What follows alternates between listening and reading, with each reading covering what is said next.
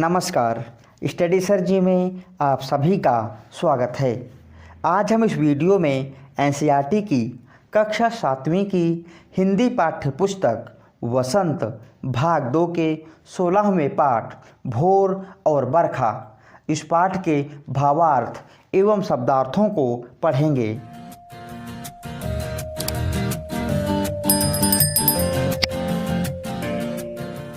आइए वीडियो शुरू करते हैं। बच्चों, जैसे कि आप सब जानते हैं, मीराबाई जो कि भगवान श्री कृष्ण की कितनी बड़ी भक्त हैं। मीराबाई ने अपने जीवन काल में बहुत सारे पदों की रचना की है। इस वीडियो में हम मीराबाई द्वारा लिखे 2 पदों को पढ़ेंगे।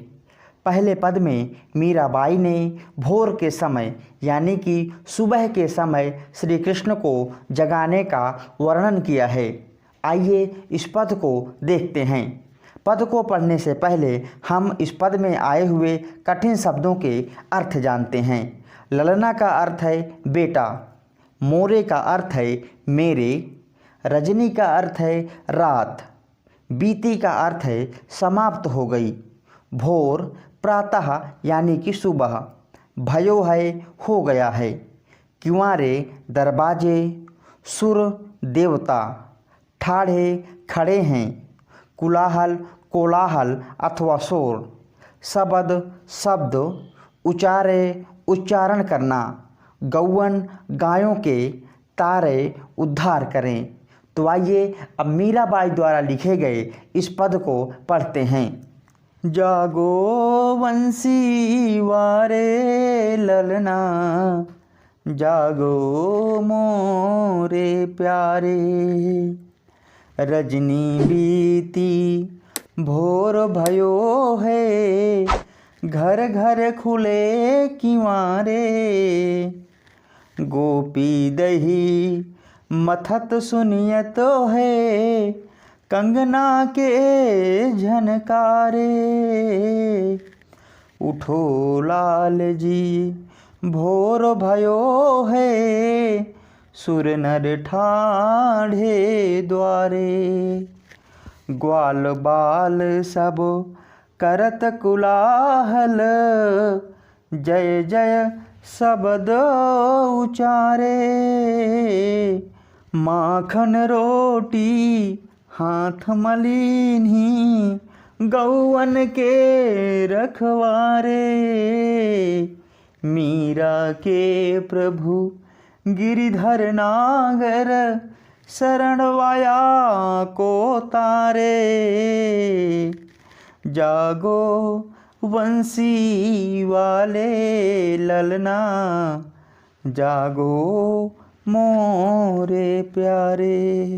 इस पद में यशोदा माता अपने प्यारे पुत्र श्री कृष्ण को उठाती हुई कह रही हैं कि जागो बंसी वाले ललना, अर्थात हे वंशी बजाने वाले मेरे प्यारे लाल, हे कान्हा उठ जाओ क्योंकि सुबह हो गई है। यहाँ यशोदा माता सुबह हो गई है इसके लिए बहुत सारे उदाहरण दे करके श्री कृष्ण को उठाती हैं। सबसे पहला उदाहरण दिया है कि रजनी बीती यानी कि रात बीत चुकी है, और रात बीतने के बाद क्या हुआ है, भोर भयो है यानी कि सुबह हो गई है, और सुबह उठते ही घर घर खुले किवारे यानी कि ब्रज के सभी घरों के दरवाजे खुल गए हैं। गोपी दही मथत सुनियत है, कंगना के झनकारे, अर्थात ब्रज के सभी घरों में गोपियां दही को मथ रही हैं, जिसके कारण उनके कंगन से आवाज़ आ रही है और वो आवाज़ सभी जगह सुनाई दे रही है। उठो लाल जी, इसलिए हे प्यारे कान्हा उठ जाओ क्योंकि भोर भयो है, सुबह हो गई है। सुर नर ठाढ़े द्वारे, सुर यानी कि देवता, नर अर्थात मनुष्य, सभी लोग तुम्हारा दर्शन पाने के लिए घर के बाहर यानी कि द्वार के बाहर खड़े हैं। इसके अलावा माता यशोदा कह रही हैं कि ग्वाल बाल सब करत कुलाहल, यानी कि जो ग्वाल बाल हैं, जो तुम्हारे मित्र हैं, सब कोलाहल कर रहे हैं और तुम्हारी जय जयकार कर रहे हैं। माखन रोटी हाथ मलिनी, गौवन के रखवाले, माता यशोदा कह रही हैं कि गाय को चराने वाले ग्वाल बाल अपने हाथों में माखन रोटी लेकर के तुम्हारा इंतज़ार कर रहे हैं कि तुम कब उठोगे और हमारे साथ गायों को चराने के लिए चलोगे। मीरा कह रही हैं कि मीरा के प्रभु गिरधर नागर शरण आया को तारे। मीरा कह रही हैं, हे मेरे गिरधर नागर, हे मेरे प्रभु, हे मेरे कृष्ण कन्हैया, अपने शरण में आए हुए प्रत्येक व्यक्ति को तार दीजिए। आइए मीरा द्वारा लिखे गए दूसरे पद को पढ़ते हैं।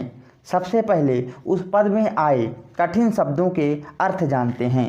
बदरिया का अर्थ है बादल, मन भावन, मन को भाने वाली, उमंग्यो, उमंग से भरा हुआ, भनक, आभास, हरि, प्रभु, आवन, आने, चहुदिश, चारों दिशा, दामिन, बिजली, झरलावन की वर्षा लाने वाली, मेहा, बादल, शीतल, ठंडी अथवा सुहानी, सुहावन, प्रिय लगने वाली, गावन, शुभ और सुखद गीत गाना।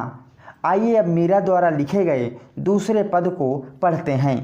बरसे बदरिया सावन की, सावन की मन भावन की, सावन में उमंग्यो मेरा मनवा, भनक सुनी हरियावन की, उमड़ घुमड़ चहुदिश से आया, दामिनी दम के झरलावन की, नन्ही नन्ही बूंदन मेहा बरसे, शीतल पवन सुहावन की, मीरा के प्रभु गिरधर नागर, आनंद मंगल गावन की।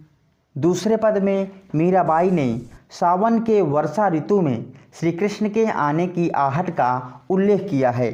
मीराबाई कह रही हैं कि सावन के बादल आसमान में घिर आए हैं। सावन के सुंदर सुंदर बादल मेरे मन को बहुत ज़्यादा अच्छे लगते हैं। आगे मीराबाई कह रही हैं कि सावन के महीने में मेरा मन भी प्रसन्न हो गया है, क्योंकि मुझे अपने प्रभु के आने की हल्की झलक दिखाई पड़ने लगती है। मीराबाई यहाँ पर सावन के बादलों में ही श्री कृष्ण की छवि को देखती हैं। मीराबाई कह रही हैं कि उमड़ घुमड़ कर आने वाले बादल चारों दिशाओं में घिर आए हैं और दामिनी दमके यानी कि बिजली चमकने लगी है और वर्षा की झड़ी लग गई है। बादल से नन्ही नन्ही बूंदें बरस रही है, जिसके कारण पवन यानी कि हवा सुहानी लग रही है। कवित्री मीराबाई कह रही हैं, हे मेरे गिरधर नागर, हे मेरे प्रभु श्री कृष्ण, यह समय आनंद और खुशियों के गीत गाने का समय है। आइए अब इन दोनों पदों के भावार्थ को पढ़ते हैं। पहले पद में यशोदा अपने प्रिय कृष्ण को जगाते हुए कहती हैं कि हे बंसी वाले प्यारे कान्हा, जागो, रात बीत गई है, सुबह हो चुकी है। घर घर लोगों ने दरवाजे खोल दिए हैं, गोपियों ने दही मथना शुरू कर दिया है, उनके कंगन की झनकार सुनाई दे रही है। उठो ललना, सुबह हो गई है। देवता और मनुष्य सब द्वार पर खड़े हैं, ग्वालों के बच्चे शोर मचा रहे हैं और तुम्हारी जयकार कर रहे हैं। मीराबाई कहती हैं कि माखन रोटी हाथ में लेकर गौओं की रक्षा करने वाले मेरे गिरधर नागर, अपनी शरण में आए हुए लोगों का उद्धार करो। आइए अब दूसरे पद के भावार्थ को पढ़ते हैं। दूसरे पद में मीराबाई कह रही हैं कि सावन के मन को मोह लेने वाले बादल बरस रहे हैं, इनमें श्री कृष्ण के आने की आहट छिपी हुई है। मीरा यह समझ जाती है और उनके मन में उमंग भर जाती है। बादल उमड़ घुमड़ कर चारों दिशाओं से आते हैं, बिजली चमकने लगती है और वर्षा की झड़ी लग जाती है। बादलों से नन्ही नन्ही बूंदें बरस रही हैं और ठंडी सुहानी हवा बह रही है। मीरा अपने प्रभु गोपाल के आने की खुशी में सुखद और मंगल गीत गाना चाहती है। तो इस प्रकार हमने मीराबाई द्वारा लिखित भोर और बरखा इस पाठ को पढ़ लिया है। आशा करता हूँ यह वीडियो आप सभी के लिए मददगार साबित होगी। यदि अभी तक आपने हमारे चैनल को सब्सक्राइब नहीं किया है तो कृपया हमारे चैनल को सब्सक्राइब करें और हमारे चैनल के साथ बने रहें। वीडियो देखने के लिए बहुत बहुत धन्यवाद।